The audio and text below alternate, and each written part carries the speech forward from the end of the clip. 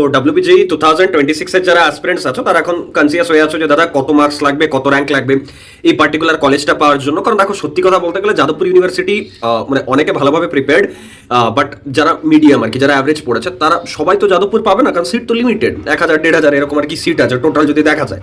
তো সেখানে আদার কলেজের মানে ব্যাকআপ অপশনসগুলো ভেবে রাখতে হবে, কত কি র্যাঙ্ক যায়, কোন কলেজের কি কাট অফ যায়, কোন ব্রাঞ্চের কোন কলেজটা ভালো, দুটো কলেজের মধ্যে কম্পারিজন, এই যে যত ইনফরমেশনস আছে, বা যাদবপুরেরই কোন ব্রাঞ্চ ভালো, কোন ব্রাঞ্চে ভালো প্লেসমেন্ট হয়, সব রিলেটেড ভিডিওস অনেক আমরা আপলোড করছি এই চ্যানেলে। এটা ছাড়াও ডাব্লিউবিজির প্রিপারেশনেরও প্রচুর ভিডিওস এনেছি এখন অবধি। বাট আজকের যে ভিডিওটা টপিক সেটা হচ্ছে একজনের ডাউট যে দাদা আমি যদি 40 থেকে মানে 50-এর মধ্যে মার্কস আনি, মানে এই 40, 45, 50 এর মধ্যে যদি আমার বিলো 50 যদি মার্কস থাকে, তাহলে কি দাদা আমি কল্যাণী বা জলপাইগুড়ি পেয়ে যাবো, মানে যে কোনো ব্রাঞ্চ? তো ফার্স্ট অফ অল আমি একটা কথা বলতে চাই যে দেখো, কেজিসি আর জেজিসি না, এমন মানে দুটো কলেজ যেখানে সিএসআইটি ডিমান্ড তো আছে, ডেফিনেটলি আছে, বাট তার সাথে সাথে কোরের ডিমান্ড আছে, মানে ইলেকট্রিক্যাল মেকানিক্যালও আছে।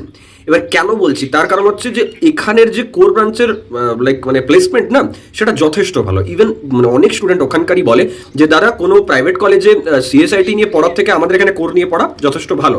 মানে কারোর যদি একটু ভালো র্যাঙ্ক আসছে, ধরো যাদবপুর পাওয়ার মতো বলছি না, মানে কেজিসি জেজিসি পাওয়ার মতো বা ওই ধরনের সরকারি কলেজ পাওয়ার মতো, আর তার ইলেকট্রিক্যাল মেকানিক্যাল নিয়ে পড়ার ইচ্ছা আছে, তাহলে চোখ বন্ধ করে তুমি মানে জেজিসি বা কেজিসি যেতে পারো, কারণ ওখানে প্লেসমেন্ট যথেষ্ট ভালো। আমি আজ থেকে 2-3 মাস আগেই কল্যাণীর একজনের সাথে ফাইনাল ইয়ারের স্টুডেন্টের সাথে কথা বললাম। মানে আমি যখনই কলকাতা যাই বা ওইদিকে ঘুরতে যাই, কোথাও না কোথাও কোনো কাজেও যাই, আমার কোনো না কোনো কলেজের student first year, second year, third year, fourth year কারো না কারোর সাথে দেখা হয়ে যায়। সিএলটি স্টুডেন্টের সাথেও দেখা হলো, ফার্স্ট ইয়ার কল্যাণী স্টুডেন্টের সাথে দেখা হলো, ফোর্থ ইয়ার স্টুডেন্টের সাথে দেখা হলো, সেদিন বাঁকুড়ায় জেজিসি স্টুডেন্টের সাথে দেখা হয়েছে, 2-3 জন জেজিসি স্টুডেন্ট।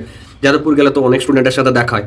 তো সেই এক্সপিরিয়েন্স থেকে বলছি যে দেখো, যদি তুমি কেজিসি জেজিসি পাও, যে কোনো ব্রাঞ্চ, আবারও বলছি যে কোনো branch as per your desire, তাহলে চোখ বন্ধ করে তুমি যেতে পারো। আর এই যে র্যাঙ্কটা দরকার, সেটা হচ্ছে যে অ্যারাউন্ড ওই 3 থেকে 4,000-এর মধ্যে, ঠিক আছে, তার বেশি কিন্তু না। এবার ডিসি যদি হয় ব্যাপারটা আলাদা, বাট আমি সেন্ট্রালাইজড কাউন্সিলিং এর কাট অফের কথা বলছি, সেটা কিন্তু ওই 3 থেকে 4,000-এর মধ্যেই, তার বেশি না। যত কম হবে তত ডিজায়ার্ড ব্রাঞ্চ পাওয়ার টেন্ডেন্সিটা তোমার বেড়ে যাবে। আর যত র্যাঙ্কটা বাড়বে, মানে র্যাঙ্কটা যত বেশি হবে, তত কি হবে যে তোমাকে একটু কম্প্রোমাইজ করতে হবে ব্রাঞ্চের সাথে, হয়তো কলেজটা পেয়ে গেলে বাট ব্রাঞ্চের সাথে কম্প্রোমাইজ করতে হলো।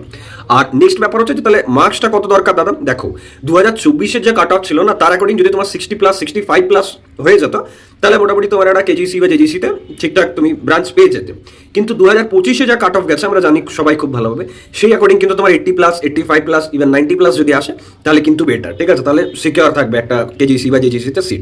অলদো সেখানে অনেক কিছু ফ্যাক্টর থাকে, রাউন্ড 1, রাউন্ড 2, রাউন্ড 3 এসব আছে, এগুলো বলবো পরেও। তো আপাতত তোমরা কমেন্টে লেখো কারা কারা কেজিসি বা জেজিসি টার্গেট করছো, সেই রিলেটেড আরো ভিডিও চাও কিনা প্লেসমেন্ট রিলেটেড, কারণ প্রতিটা কলেজের প্লেসমেন্ট ডেটা আমার কাছে অ্যাভেলেবেল।